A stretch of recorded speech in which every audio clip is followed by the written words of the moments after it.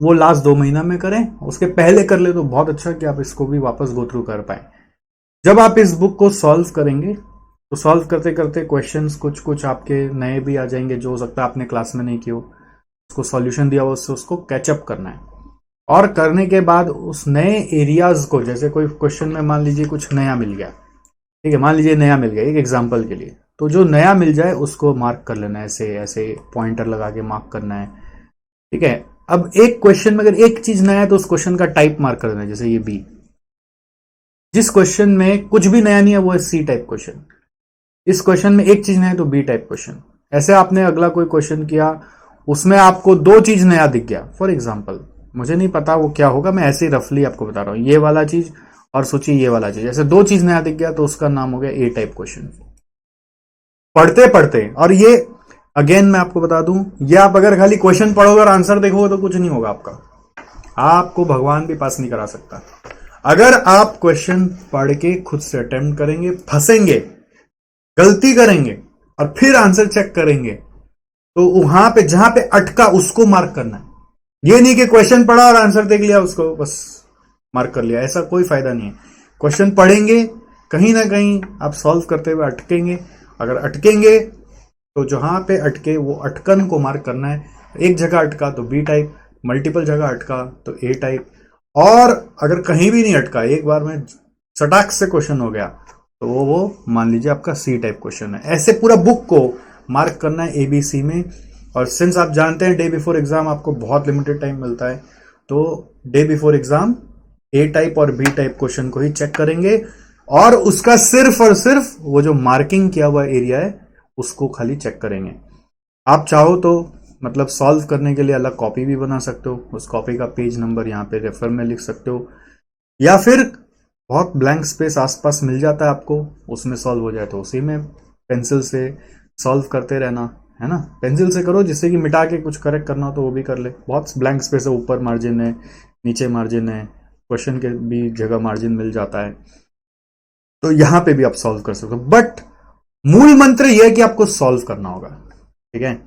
ये बुक अगर आपको लेना है तो क्या करना होगा, एसजीसी वेबसाइट पे जाइए और वहां पे ई लाइब्रेरी करके एक सेक्शन है, उसमें फटाफट ऑर्डर मार लीजिए। और अगर आप अपने स्टूडेंट है तो आपको मिलेगा, कोई टेंशन की बात नहीं है। और इस बुक का अब आप लाभ उठाइए। मेरे हिसाब से जो बच्चा ये बुक कर लेना, उसको इस एग्जाम में 90% प्लस क्वेश्चंस आता होगा, अगर ये बुक अच्छे से वो कर ले। 2 बार पढ़ना पड़ेगा, एक बार पूरा सॉल्व करना है और दूसरी बार आपको जो ए बी सी आपने मार्किंग किया उसमें सी टाइप तो ठीक है, बी और ए का ट्रिक्स को थोड़ा देखना है। और ऐसे खाली ये नहीं देखना है कि खाली सॉल्यूशन में भी ट्रिक मार्क नहीं करना है, क्वेश्चन में भी क्या पार्ट टेक्निकल है उसको भी हाईलाइट करना। और हाईलाइटिंग के लिए जैसे मैंने आपको बताया, सर्कल करो, या फिर मान लीजिए फॉर एग्जांपल आपको अगर लगता है जैसे क्वेश्चन में ये पार्ट टेक्निकल है तो इसको भी ऐसे बॉक्स करो, ऐसे सर्कल करो, ऐसे पॉइंटर लगाओ। जो ज़्यादा इनोवेटिव वे में जाना है तो दिल बनाओ, बहुत हार्ड है तो डबल दिल बनाओ, ऐसे अलग अलग क्रिएटिव तरीका से मार्किंग करना है। बहुत बच्चे हाईलाइटर यूज़ करते हैं, जी हाँ जी हाँ, हाईलाइटर से बेटर होता है कोई रेड कलर का पेन लेकर, वो आँख में तुरंत नज़र में भी आता है, इस तरह से मार्क कर दो। तो ये मार्किंग करके पढ़ने से आपको चीज़ें ज़्यादा ध्यान रहती है और रिवीजन में भी आप कोई भी चीज़ स्किप नहीं करते हो। और ये मार्किंग कोई बताएगा उसका कोई वैल्यू नहीं है। ये मार्किंग कैसे होगा, जब आप अपने से सॉल्व करोगे, अटकोगे, जहाँ अटका, जहाँ गलती हुआ, वो है मार्किंग। और एक ही जगह अटका, उससे सॉल्व हो जाता अगर वो सही होता तो उसको हम लोग क्या बोलेंगे, बी टाइप। मल्टीपल जगह अटका तो ए टाइप, कहीं नहीं अटका तो सी टाइप। और सिली मिस्टेक किया उसको मार्किंग करने का दरकार नहीं है। सिली मिस्टेक करे तो उसको क्या, वो तो ध्यान दोगे तो ठीक हो जाएगा ना। कोई कंसेप्चुअली अटका है तब, ठीक है। तो यही तरीका बस फॉलो करना है और इस तरह से आपको कॉस्ट 1 में अब स्कोर करना है। जल्दी से जल्दी आप आगे बढ़िए और ये बुक का लुत्फ उठाइए। हर क्वेश्चन का रेफरेंस लिखा हुआ है, व्हाट्स न्यू लिखा हुआ है, कहाँ से क्वेश्चन उठाया गया है वो भी लिखा हुआ है। और क्या चाहिए, एक एक चैप्टर बस हमारे रिवीजन क्लासेस से रिवाइज करिए और उस चैप्टर का सम्स उठा के सॉल्व करिए। कोशिश करिए कि एक साथ एक चैप्टर जिस भी दिन लेके बैठे वो चैप्टर उस दिन करके उठें, तो ज़्यादा आपको फ़ायदा मिलेगा। और अभी आपका डेज अलॉटेड लिमिटेड है, तो जितना दिन अलॉटेड है उतना में ही सारा खत्म करना पड़ेगा, उसका तो कोई उपाय नहीं है।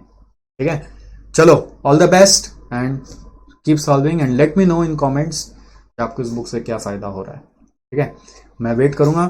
बाद में भी आके कमेंट कर देना कभी, अगर सच में फ़ायदा जब मिल जाए तब आके बता देना, बट मैं वेट करूँगा। और इस बुक के बदौलत अगर पास हो जाए तो मुझे बताना मत भूलिएगा, एसजीसी को खबर करना मत भूलिएगा।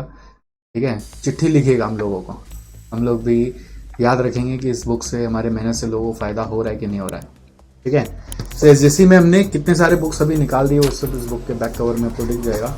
अभी आपको और क्या दिखाएंगे। ठीक है, चलिए फिर मिलते हैं। Thank you so much.